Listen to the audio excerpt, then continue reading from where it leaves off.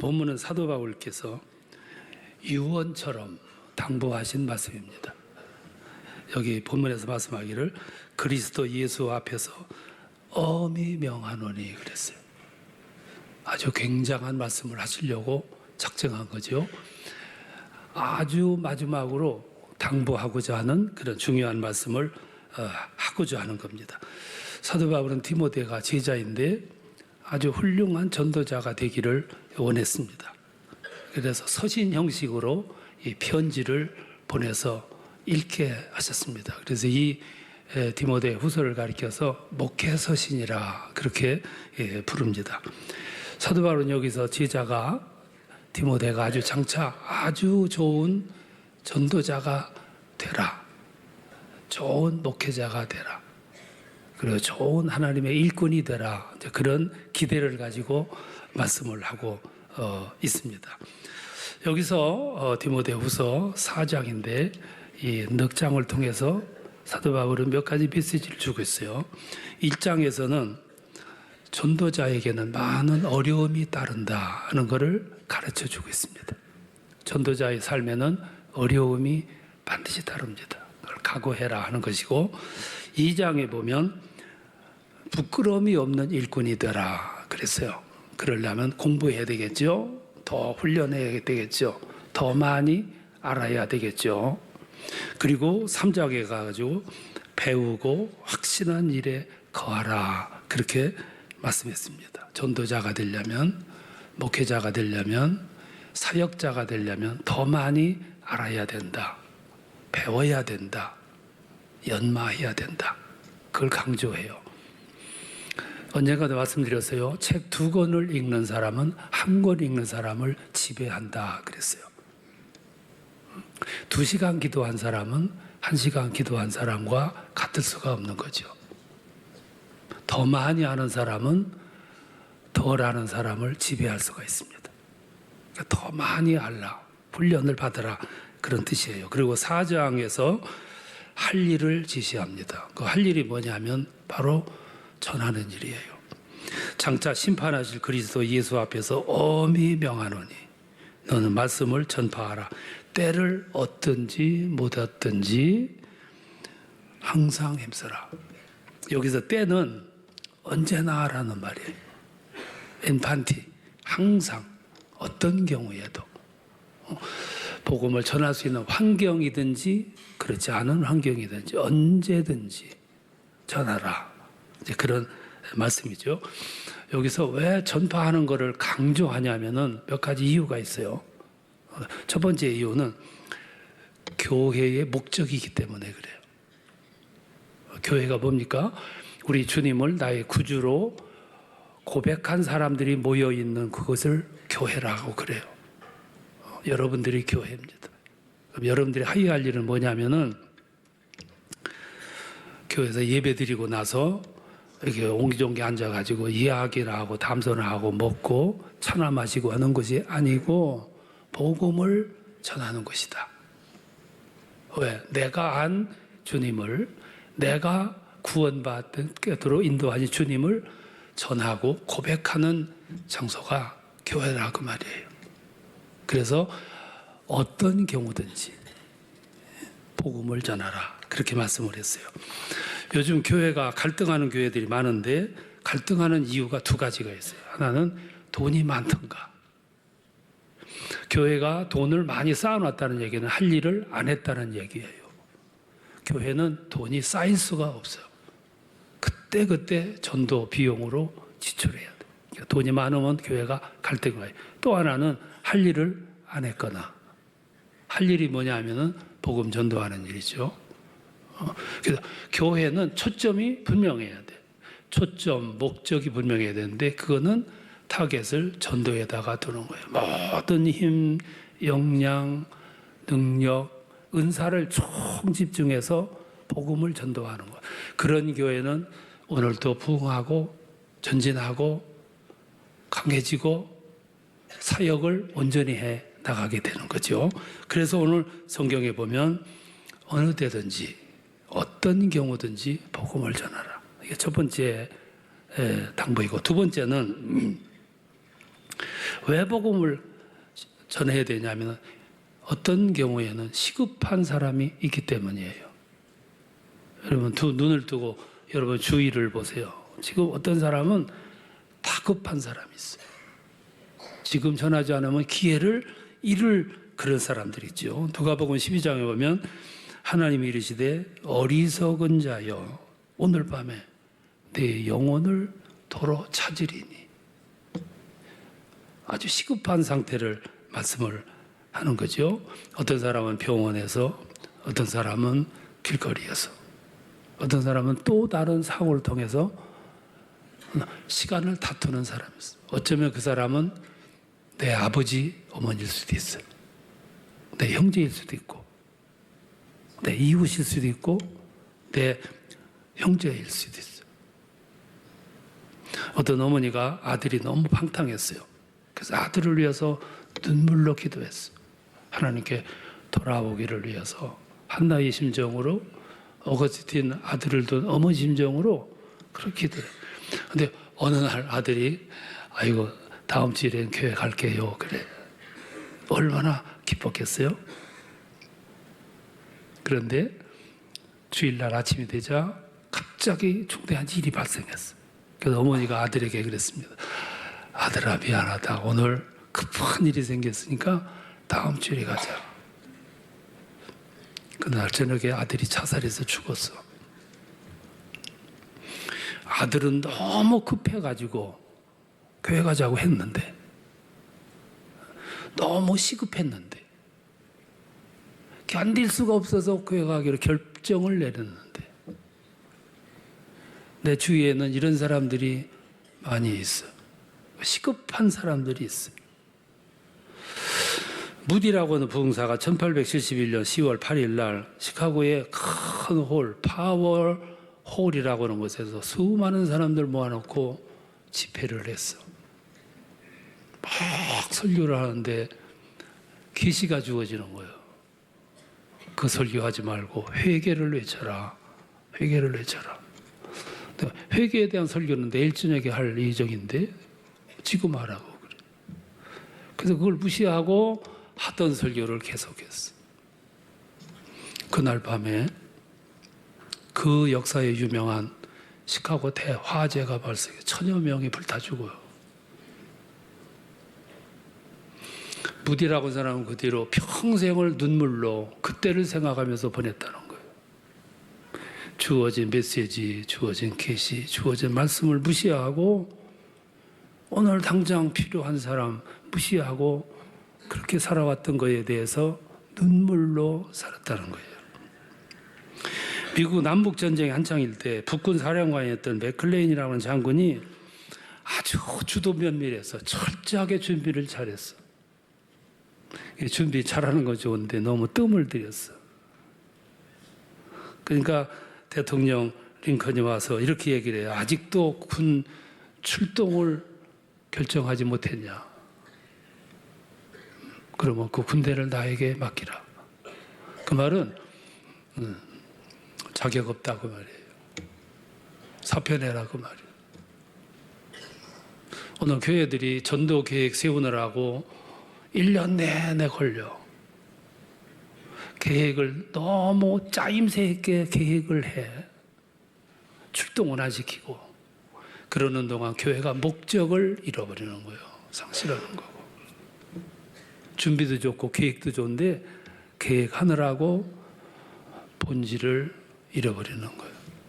이 세상에는 시간이 많이 남은 사람도 있지만 시급한 사람도 있기 때문에 이게 교회 본질이고 시급한 사람이 있기 때문에 전하는 거죠. 또 하나는 전하면 받을 수 있는 준비된 사람들이 있기 때문이에요. 에베소서 1장 5절에 보면 기쁘신 뜻대로 우리를 예정하사 그랬어요. 준비된 사람이 있다는 얘기거든. 이 세상에는 준비가 안 된 사람도 많지만 준비된 사람도 있어요. 길거리에서 전도지를 주면 태반은 거절해. 아주 싫어해. 근데 다 싫어하냐? 그렇지 않아. 오늘 전도하는 분 얘기 들어보니까 100명한테 전도지를 주면 한 명 정도가 반응을 보인다는 거예요. 그 사람이 준비된 사람이에요.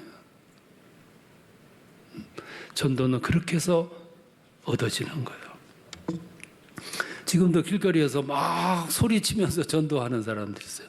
그 모습을 보면서 지금 시대가 어느 시대인데 저렇게 해서 전도가 될까?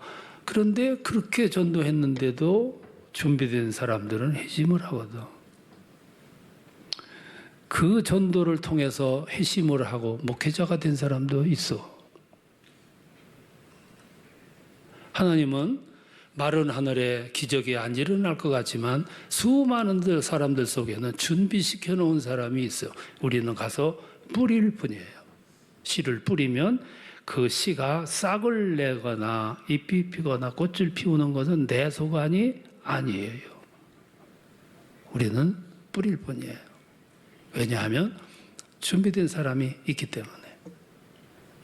그래서 때를 얻든지 못 얻든지. 오늘 이 시대는 참 강도들이 많은데 강도만 무서운 게 아니라 그보다 더 무서운 게 있어요. 그게 뭐냐면 이 시대는 전도 안 돼라고 하는 이 이야기예요. 이게 무서운 바이러스예요. 그래서 사람들이 포기하는 거예요. 어느 시대는 잘 됐던 시대가 있었습니까? 어느 시대나 전도는 어려웠어. 근데 안 돼. 이 바이러스가 우리를 약효를 죽여버려. 플라시보 현상이라는 거 아십니까? 내 주위에 있는 사람이 어떤 말하고 어떤 행동하느냐에 따라 나에게 영향 미치는 걸 가리켜서 플라시보 현상이라고 그래. 상대방이 요구하는 것에 대해서 나는 거절할 용기가 없는데 내 주변에 있는 사람이 단호하게 거절을 해. 그때 나도 용기가 생겨가지고 거절하게 되는 거예요. 그게 플라시보 현상이에요. 쇼핑 채널을 이렇게 보고 내 옆에 있는 친구가 계속해서 물건을 사들여. 그것을 본 옆에 앉아있는 친구는 덩달아 사게 되는 거예요.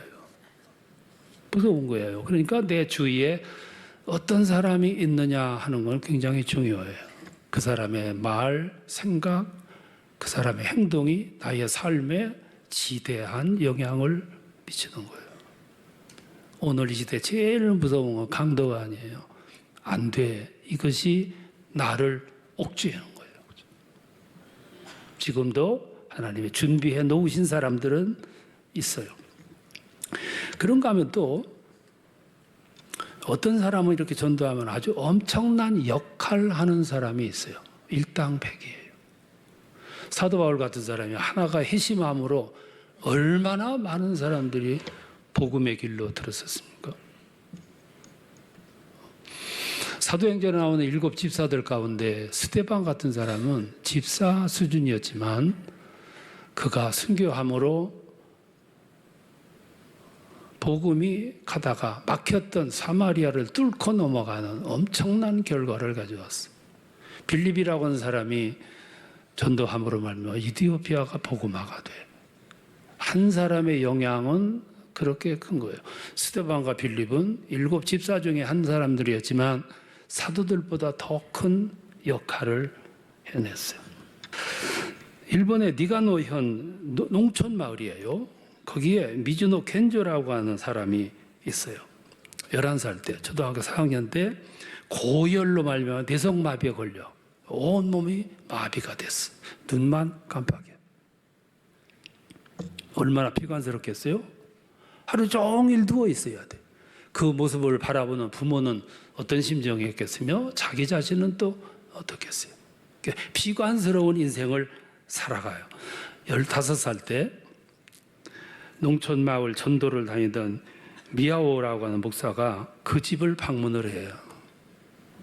그리고 24시간 눈만 깜빡거리면서 살아있는 이 소년, 청년을 보고 복음을 전해. 그 마음은 천국이었어요. 아주 깨끗했어. 복음을 전하니까 금방 받아들여. 그리고 순간 깨달아요. 나는 꼭 살아야 하는 존재다라는 걸 깨달아요. 그리고 이때부터 용기를 가져요. 힘을 가져. 그래서 이 젊은이는 벽에다가 아이우에오 50원표를 이렇게 붙여놓고 그때부터 공부를 시작을 해요. 그리고 자기가 의사를 전달할 그 모험에 가서 눈을 깜빡하면 그것이 모험이 모아져서 의사소통이 되는 거예요. 하나님은 그 아이에게 모진 불행을 주셨어. 아픔도 주셨고 불편도 주셨어. 근데 하나님은 그 아이에게 남들이 갖지 않은 깊은 영성을 주셨어. 시성도 주셨어. 은혜를 주셨어요. 그래서 이 아이가 누워서 시를 썼어요. 430편이나 되는 시를 썼어요. 그런데 이 시의 특징이 두 가지예요. 하나는 이 시를 통해서 하나님을 증거하고 하나님의 영광을 드높이고 하나님을 세상에 알리고 나의 신앙을 간증하는 것을 시를 통해서. 또 하나는 430편의 시 가운데 불평, 원망은 하나도 없고 오직 감사만 들어있다는 거예요. 그래서 그 시집의 제목이 감사는 밥이다 라는 제목을 붙였어. 이런 시도 있어요. 세상에는 한 번도 아파본 적이 없는 사람도 있고 한 번도 걸어본 적이 없는 인생도 있다. 그런데 건강했던 사람은 하나님을 몰라도 한 번도 걸어보지 못한 사람은 하나님을 안다. 그리고 그 하나님을 전한다. 기가 막힌 거지요. 이런 시를 보고 일본의 NHK라고 하는 교육방송에서 다큐로 이 젊은이를 방송을 했어. 그 방송을 통해서 이 누워있던 눈만 깜빡이는 이 겐조 젊은이가 뭐라고 얘기를 했냐면 하나님은 살아계시다. 하나님은 살아계시다. 그리고 건강한 사람들에게 하나님을 믿어라.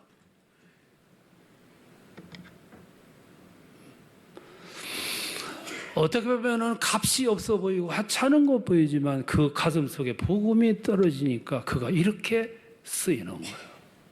그러면 이렇게 시를 썼어요. 사과가 익어가는 가을에 몸이 불편해졌고 코스모스가 필 즈음에 처음으로 예수 이야기를 들었고 귀뚜라미 우는 밤에 구원의 기쁨으로 잠을 이루지 못하였다. 하나님이라는 제목의 시는 이래요. 33년 전에 뇌성마비가 되었을 때 하나님을 원망하였습니다.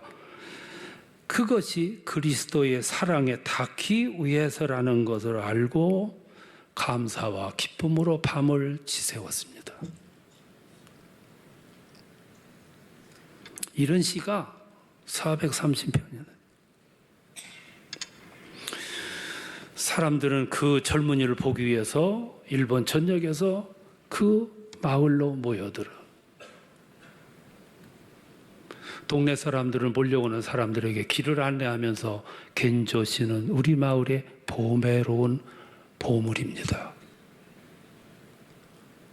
사람들이 이렇게 볼 적에는 하찮은 운명 같고 사람들이 볼 적에는 하찮은 인생 같은데 그런데 그 안에 복음이 들어가니까 이렇게 쓰임받는 거예요.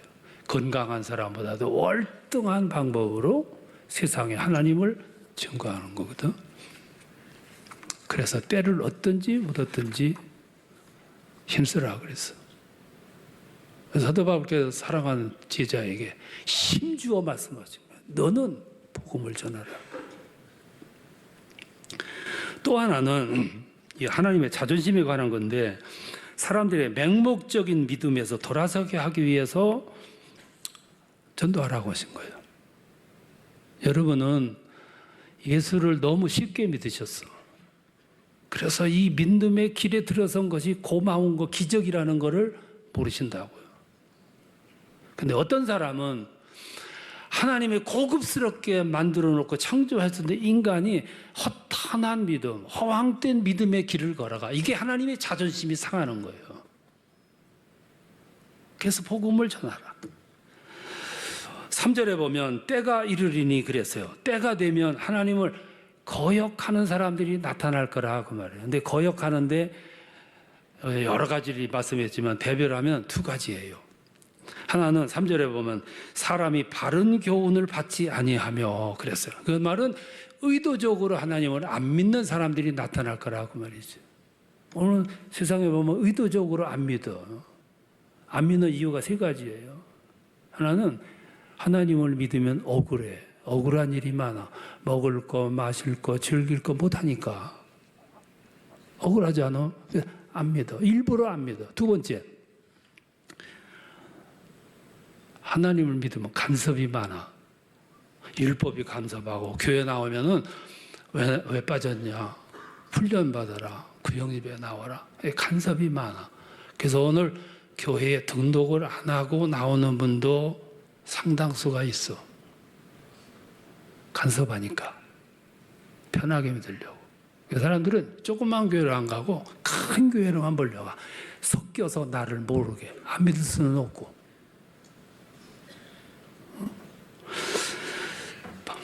억울하고 간섭이 싫고. 세 번째가 사람들은 다 마음속에 하나님이 두려움의 존재라는 걸 알아.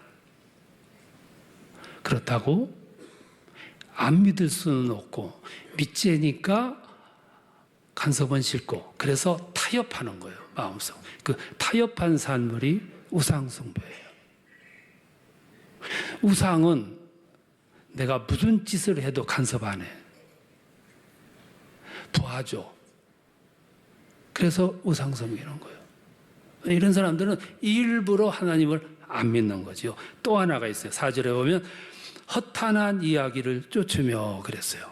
사람들이 허탄한 말을 쫓을 거다고 말해요. 이건 맹목적 신앙에 대한 경고예요.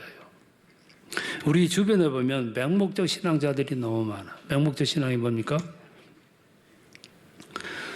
음식점에 가면은 북어대가리 걸려놨어. 부적 갖다가 붙여놨어. 사람들은 막연하게 복을 줄 거다 믿음이 있어요. 이게 맹목적 신앙이에요. 또 하나는 건물을 완성하고 이제 고사를 지내잖아요. 고사를 지낼 때 대부분 돼지 머리를 갖다 놓고 고사를 지내. 그 앞에서 넙죽절하고 추태를 부려. 근데 돼지 얼굴이 이렇게 웃고 있어. 안 웃는 돼지 머리보다 웃는 돼지 머리가 50만 원 더 비싸. 값이. 그걸 놓고 절하고 복을 달라고 하는 거예요. 그게 맹목적 신앙이에요. 하나님이 보실 때 자존심이 상하는 거예요. 내가 만든 영혼을 집어넣어 만든 하나님의 형상대로 지음받은 인간이 또 하나가 있어요. 맹목적 신앙 가운데 하나가 뭐냐면 남녀가 결혼하기에 앞서서 꼭 가는 분들이 있어요. 4주 8자 보러. 통계에 의하면 기독교인들도 상당수가 간다고 그래. 갔어요. 가서 좋은 말을 들었으면 금방 잊어버리는데 둘이 손잡고 갔는데 아주 심각한 이야기를 들었어. 그 이야기를 들으면 그때부터 그것이 믿음이 되는 거예요. 신앙이 되고. 평생 동안 그건 못 잊어요. 그러면 둘이 가가지고 손잡고 갔는데 혼쾌하게 결혼을 할 수 있냐? 못하는 거예요. 해도 기름직하고 이걸 허탄한 믿음이라 그래요. 마지막 때가 되면 이런 현상이 일어날 거다. 그러니까 사도 바울께서 사랑하는 디도자 제자 디모데에게 가르칠 말씀이 많음에도 불구하고 이 말씀은 어느 지점에 위치해 있냐면은 이제 오늘 읽은 말씀 바로 뒤에 보면 사도 바울의 신앙 고백이 나와요. 그리고 곧 순교해. 순교 직전에 하신 말씀이 바로 이 말씀. 심판하실 예수 그리스도 앞에서 내가 엄히 명하노니 너는 말씀을 복음을 전파하라. 때를 얻든지 못 얻든지 복음을 전하라. 이렇게 씨를 뿌렸는데 나고 안 나고는 내 책임이 아니야. 너는 뿌릴 뿐이야. 복음을 전하라. 복음을 전하라 그 말이죠. 그 중에는 시급한 사람들이 있고, 그 중에는 준비된 사람들이 있고, 그 중에는 허탄한 것에 뜻을 두고 헤매고 있는 사람들이 있는데 가서 복음을 전해서 바로 잡아라. 그 말이에요. 오늘 교회들이 왜 갈등이 많으냐면 초점, 목적을 잃어버렸어. 교회의 초점, 목표는 복음 전도하는 거예요. 교회에 있는 실력, 모든 걸 동원해서, 인력을 동원해서, 은사들을 동원해서, 재정을 동원해서, 시간을 동원해서 기도를 뜨겁게 덮여가지고 복음 전도하고 복음 전하고 전도하는 일에 100% 쏟는 이런 교회는 오늘날에도 성령의 역사가 일어나. 성령의 역사. 성령의 역사는 전도하는 곳에서 일어나는 거예요. 거기 치유의 역사가 일어나고 부흥의 역사가 일어나고 회심의 역사가 일어나고 강도 같은 사람이 들어왔는데도 그 복음의 힘으로 회심하는 역사가, 그거는 내가 하는 것이 아니라 성령이 하시는 거예요. 여러분들이 가는 곳마다 뿌리기만 하면 나게 하시고 열매 맺게 하시는 것은 주께서 하신다 이 말씀이에요. 금년을 보내면서 많이 뿌리시면 하나님께서 다 열매 맺도록 인도해 주실 줄로 믿습니다. 좋은 결실 맺고 한 해를 마감할 수 있기를 바랍니다.